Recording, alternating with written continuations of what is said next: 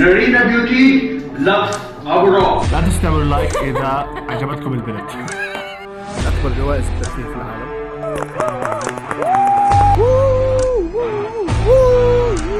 أحمد أبو الرب فاز في جائزة بيبول تشويس أوورد، وهي الجائزة أمريكية أول مرة قدموها بال 1975. كانت بتتقدم للفنانين، ومع مرور الوقت عملوا منها فئة لنجم وسائل التواصل الاجتماعي بالشرق الأوسط. وأول مرة تقدمت بالشرق الأوسط كانت بالسنة الماضية وفاز فيها عمر مسكون. أما في 2022 فكان في منافسة بين 8 صناع محتوى، وكان من بينهم أحمد أبو الرب. وبفيديو اليوم رايحين نشوف مقابلة أحمد أبو الرب بعد ما استلم الجائزة. بس قبل ما نبدأ المقطع لا تنسونا من اللايك والشير والسبسكرايب. هاي بنبهك 10,000 او بتنصرف برا. كالم داون دادي، كالم داون. ليش معصب؟ روق هيهم بدهم يشتركوا. سامعين؟ بده يطرنوا من البيت اذا ما بوصل 10,000 مشترك قبل نهاية السنة. المهم، تعرف هذا البرنامج حكيت عنه قبل بمرة لما جابوا قصف جبهات. بوم قصف جبهات. خلينا نشوف ايش عملوا باحمد ابو الرب، لانه احمد صراحه متعودين عليه انه دائما بجيب العيد في المقابلات. فخلينا نشوف اذا بجيب العيد بهاي المقابله او لا. انا لسه ما حضرتها، فخلينا نحضرها سوا. مين احمد ابو الرب؟ احمد ابو الرب طوبرجي. احمد مبسوطين كثير انك موجود معنا اليوم عن جد، واكيد بهذا البودكاست احنا حابين اليوم نحكي معك عن الجائزه اللي اخذها، كيف الترشح كان لها، بيست على شو. هي جائزة أمريكية موجودة من السبعينات، حتى هي من أكبر جوائز الترفيه في العالم. يا جماعة نسيت أحكي لكم، بيبل تشويس أوورد يعني جائزة اختيار الناس. يعني الناس هي اللي بتقيم أو هي اللي بترشح مين اللي يفوز أو مين ما يفوز. الموضوع بيشتغل بالتصويت. أحمد أبو الرب متابعينه صوتوا له أكثر، أحمد أبو الرب حيفوز. أنا متابعيني صوتوا له أكثر، أنا حفوز. بس فهذا المحتوى تعليق على الناس ممكن صعب إنه يفوز بجائزة، بس أنا غيرت محتوى صار لي فوق السنة لمحتوى كله تعب وسفر ودفع، وقاعد بتفجر في الفيديوهات. يعني هذا السيناريو صرت سامعه 6 مليار مرة. أنا بتعب، أنا بدفع، أنا بقيم، أنا بحط، أنا بدفع، أنا بدفع، أنا بدفع، أنا بدفع. ما كل الأمة بتدفع. يعني أنت لو ما بتدفع مصاري أنت بتدفع وقتك. حابب أحكي إنه لا، محتوى يتغير، ومحتوى هسه كثير بيرفع الراس، فأي حدا ما أعطاه فرصة يتفضل. جايبين أحمد على المقابلة يسألوه كم سؤال، عمل دعاية للقناة بنص اللقاء. بتعرفش ليش عمل دعاية للقناة؟ ضل بس واحد منهم يحكي رابط أحمد بالديسكربشن يا جماعة. أحمد شو اللي خلاك تغير محتواك؟ يعني شو اللي قال لأحمد إنه أنا خلاص لازم أغير وأروح لشيء ثاني؟ كنت حنسجن. كنت احكي عن الناس، فبعض الناس بتقبل وبعض الناس ما بتقبل. وبصراحه انا ما كنت من الناس اللي بتنمر وبزودوها ابدا ابدا. احمد نهائيا ما بزودها في حياته، ما زودها على حدا. بس في بعض التحسسات. انت كنت تنتقد مشاهير. للي ما بيعرف، احمد كان راح ينحبس بسبب فيديو طلب خدمه على الانترنت، انه واحد يحط صوره نارين بيوتي على بطنه ويتحمم فيها. نارينا بيوتي لفظ أبرار. نارينا بيوتي is not good. فهذا الاشي سبب له مشكله كثير كبيره، وهي كانت احد الاسباب اللي خلت احمد ينقل المحتوى من الانتقاد للمحتوى الجديد، انه خلص بده يريح راسه. ناجح كثير على السوشيال ميديا وبعمر صغير.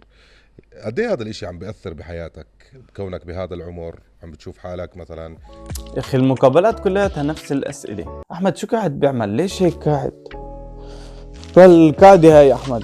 مره كنت طالع على السينما مع خطيبتي صبا، وحضرنا فيلم هذا يعني بعد صلاه الجمعه في الظهر، يعني ما في ولا انسان في السينما يوم الجمعه الظهر.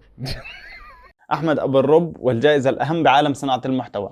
افتح الفيديو بتلاقي قاعد بيحكي عن السينما وخطيبته. طلعنا من الفيلم فوق ال40 واحد جمع حوالينا. اوف واو. كيف عرفوا انه كان هيك احمد طالع من السينما هو وخطيبته، شاف الناس كلهم بتجمعوا عليهم. ثواني يا جماعه، ثواني، خليك عندك. 1 2 3 4 5 6 7 8 9 10 11. شوية يا جماعة، ما تخربشوا الدور لو سمحتوا، ما تخربشوا. يا زلمة انت طالع مع خطيبتك على السينما ولا رايح تعد الناس بالشارع؟ ليش مش 41 مثلا؟ ليش مش 37؟ ليش ليش 40؟ انتوا رايحين بالسينما بس في اللحظه اللي شافونا في لحظتها هناك. كلهم طلعوا لفوق للسينما. كلهم تجمعوا وصار اضطروا يسحبونا بالسكيورتي من الباب الخلفي. بحس هذا الشيء حلو لحد معين. الزلمه تحسه قاعد بستنى اي شغله تنحكى. الزلمه قاعد بيشكي في همه انه الناس ما بيخلوه في حاله، يعني طالع هو خطيبته والناس مسكوه. اولاد اخواني وكذا احمد ابو الرب، يعني لما تكبر شو بدك تصير؟ بدي اصير احمد ابو الرب هيك لهاي احمد نفسه انصدم عن جد. كنت انا وانا صغير كنت بحكي بدي اصير طيار وبدي اصير دكتور وبدي اصير، ما صرت ولا اشي منهم ولا راح اصير اصلا. تغيرت اهتماماتي كلياتها، انا بس كنت واحد غبي ما بعرف شو قاعد بيعمل في حياته، بدي اصير اي اشي. اشوف دكتور معاه سيارة حلوة بدي اصير دكتور. طب انا حابه اسالك سؤال شخصي، اللي هو انت بس تقدمت لصبا وخطبتها، ايش اللي خلاك تاخذ هاي الخطوه؟ لانه فعلا في كتير شباب بيخافوا من هاي الخطوه. لازم انا بحكي قلت بجيب لكم بنت معي في الفيديو. تفضل يا صباح. يلا اعطوني مشاهدة. لا تنسوا تعملوا لايك اذا عجبتكم البنت. خطبها عشان بحبها كثير، معجب فيها وكثير. اتوقع الشباب عندنا مجتمعنا مش متعودين على المسؤوليه، فبيخافوا من المسؤوليه. بس انا اوريدي عندي شركه وموظفين وعندي مسؤوليات كثير بحياتي. شوي موظفين. ارجع شوي في الفيديو. عندي شركه وموظفين وعندي مسؤوليات. هذا الخاتم اللي لابسه احمد في ايده بخفف الوزن، بخلي انه الدهون تنحرق. ليش لابسه يعني؟ معقول اقتنع فيه انه هذا بخفف وزن؟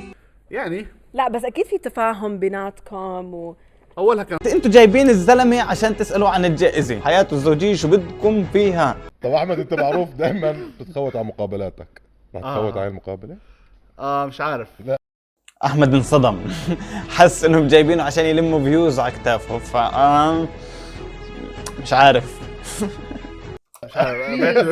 نترجاك. هاي ضحكة تسليك. جايبين تلموا فيوز. بدكم اياه نعمل رد فعل على شو اسمه على المقابله؟ والله ما انا عامل اساسا. لو بدي اعمل ردة فعل على المقابله كان صار عامل ومخلص. رجعت للسوشيال ميديا وكذا، يبدو انه اليوتيوب بيطلع مصاري اكثر من الهندسه وبجيب مصاري كتير. ولد معي في رقم معين مليون دولار في الثانيه. احمد حس انه عبط خلص. خليني اشوف احمد ايش بده يجاوبهم هسه، لانه اي يوتيوبرز بيتعرض لهذا الموقف بيروح بلف هيك وبفسخ على السريع. خلينا نشوف احمد كيف بده يفسخ. احمد ليه اليوتيوبريه ما بيحكوا قد ايه بيطلعوا مصاري؟ جد بالحالتين يعني انا لو احكي مبلغ ويطلع قليل حيطلع علي نظره سيئه، ويطلع كثير برضه حيطلع علي نظره سيئه. مش في قاعده بعدين انت كم راتبك؟ جد لو سمحت. هجمه مرتده هاي. احمد غفلهم هيك، عمل لهم مراوغه. اول اشي اعطاهم هيك انه بده يعمل فلسفه ومش فلسفه، بعدين اعطاه واحده ايش هجمه مرتده. انت كم راتبك؟ خلينا شد يجاوب او لا. ما بصير انا كم راتبك؟ احكي لي كم راتبك؟ 100% هيك. مليون بس. احكي لي قديش راتبك؟ انت قديش راتبك؟ انت قبل ما تسالني عن راتبي انت قديش راتبك؟ بالاخير انا حامل اشي اللي بشبع حس الابداع تبعي. الله يا احمد، الله يا احمد. هو شوف ربنا الله احمد في له لمسه كثير حلوه بكل اشي بيعمله، يعني بغض النظر سواء محتوى المسخره سواء محتوى برا المكتب، الجهتين فيهم لمسه حلوه اللي هي لمسه احمد. الله يعني انا نفسي اشعر بدني. حكي ثاني اوورد. هاي بودكاست اوورد. بس هيك خلاص. بس اللي ملاحظه انه احمد صار قوي يا جماعه، فعلا احمد صار قوي. يعني حتى هاي المقابله ما جاب فيها العيد زي المقابلات الماضيه، يعني نوعا ما هاي المقابله كويسه. بس كلياتكم روحوا عند احمد وخلوه يبرر لنا شو قصه الخاتم اللي لابسه، خاتم التخسيس ليش لابسه؟ هل هو مقتنع انه هذا الخاتم حيخسسه حيحرق الدهون ولا لا؟ انا مش حاسس انه احمد نحفان صراحه، مش عارف يعني مين اقنعك في موضوع الخاتم احمد؟ يمكن احمد ما جاب العيد في هاي المقابله لانه خلص الزلمه صار على باب جيزي، مش بيقولوا جوزوه بعكل، جوزوه فشكله عكل. إذا لساتك بتحضرني لهون اكتب صبا بالتعليقات وما تنسى تشترك بالقناة لأنه الوضع متوتر بيني وبين أبوي. وبس والله يا جماعة هيك بكون وصلت معكم لآخر الفيديو. لا تنسوا لايك شير وسبسكرايب. اشوفكم فيديو جديد. بيس اوت. امي طبخت باميه وانا بدي كوسه كثير حاميه، اخوي اسمه موسى. احمد شيل الفيديو يا زلمه، الفيديو عم خليه في قناتك ليش وانت خاطب البنت؟ شو اعمل لايك اذا عجبتك البنت؟ يعني عيب يا زلمه عيب.